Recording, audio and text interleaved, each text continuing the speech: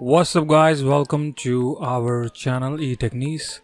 In this video I'll show you how you can connect your main PC to your VirtualBox like a remote desktop. I think that's your question and that's what I'm gonna do because I'm already connected using that. Here you can see that it's remote desktop. What you have to do, simply open the browser and type the IP address of your router. For an example, as I have 192.168.0.1, that's in router IP address. Type the password and look for your list where you can see the devices connected to your internet. Once you'll have that list, then you will see that information of this device as well. Or either you can type a command, window R.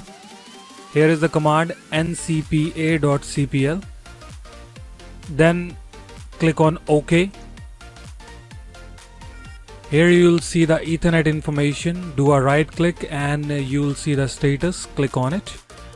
Then click on details and here you can see the IPv4 address 192.168.0.111. And once you'll have this IP address, then after you simply have to type remote desktop. Here click on open and you have to type the IP address in here. Then it will ask the username. As my username is Etechniz, so I type that username. Afterward it usually asks for the password if you have any password. And if you do not have any password, it's not gonna work for you. You have to set up a password of your virtual machine.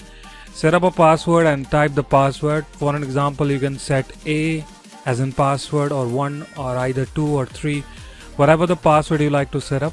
Just set up the password and type the password in.